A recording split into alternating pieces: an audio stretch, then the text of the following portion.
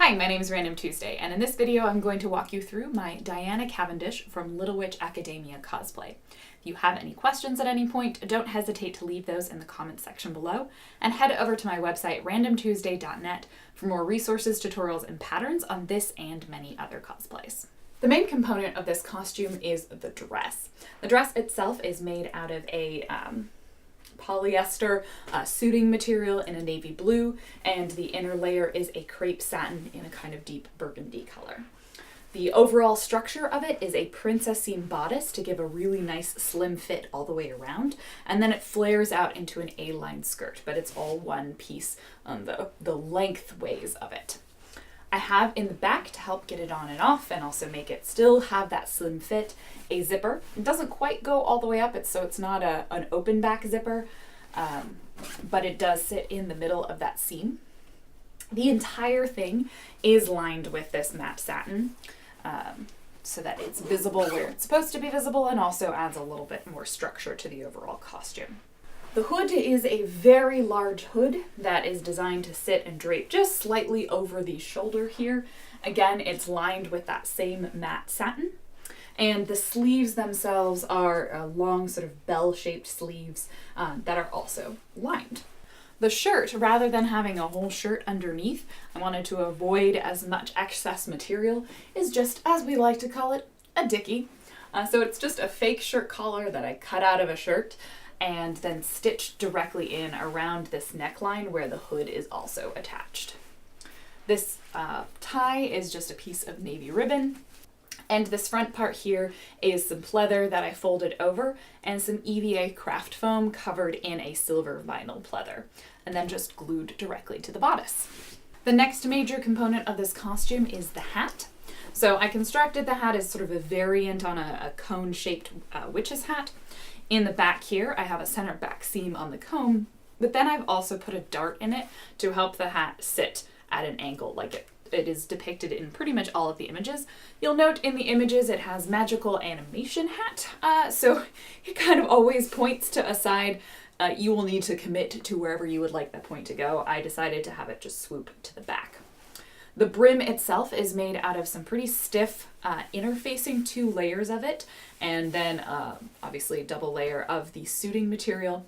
And to keep this brim have a nice swoopy sort of shape to it, I just put a little bit of thin wire. I believe this is about a 16 gauge wire that goes all the way around the outside of the brim.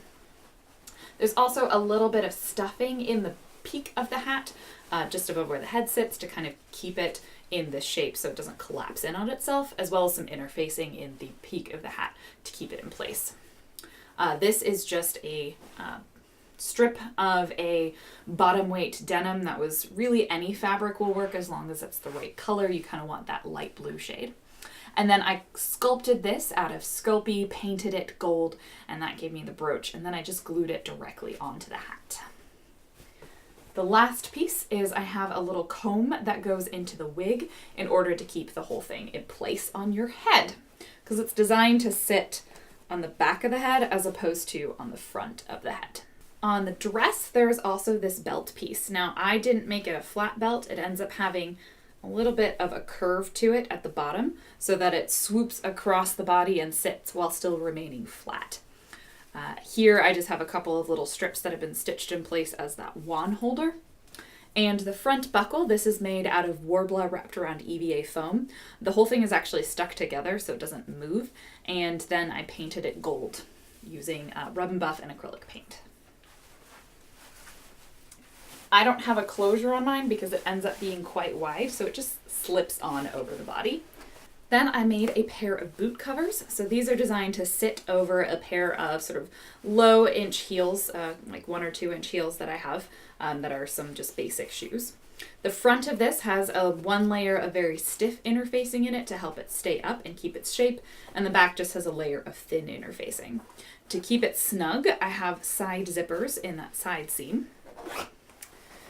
And it's pointed slightly at the tip and then stuffed ever so slightly here to help that stay in place. I did double line it as well so that it's not visible on the inside and also nice and stiff, and used a little bit of this matte satin on the inside to create that shape. You'll note mine doesn't actually swoop up like theirs does in the original design. I did that to kind of give my calves a little bit more room. That's kind of a personal choice. And then it just has a strip of that same blue matching the belt and matching the sash on the hat. And I glued onto the bottom so that it didn't fall on my butt, just a pair of rubber shoe pads. You can find them at a lot of different stores. For the wig, I purchased a wig that already had the minty light green and platinum blonde combination going on that was long and curly. This one was specifically intended for Diana Cavendish. You certainly could also buy a plain platinum blonde wig and weft it yourself.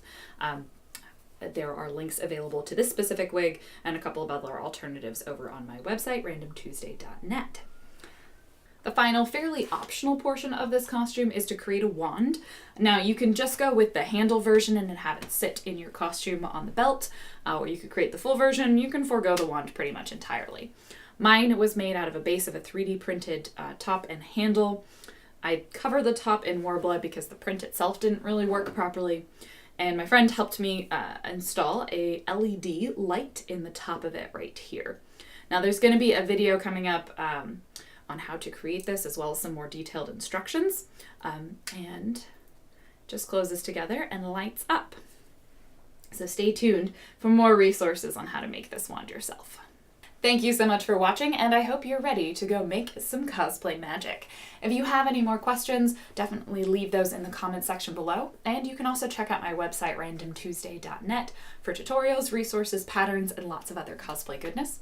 Definitely subscribe to this YouTube channel for notifications about other videos that I'm making, and check me out live on twitch.tv/randomtuesday. And lastly, and never leastly, thank you to each and every one of my patrons over on Patreon who made this cosplay and this video a reality. If you're able to support me, a small monthly amount can help keep more videos and more cosplays like this coming. Thank you so much for watching.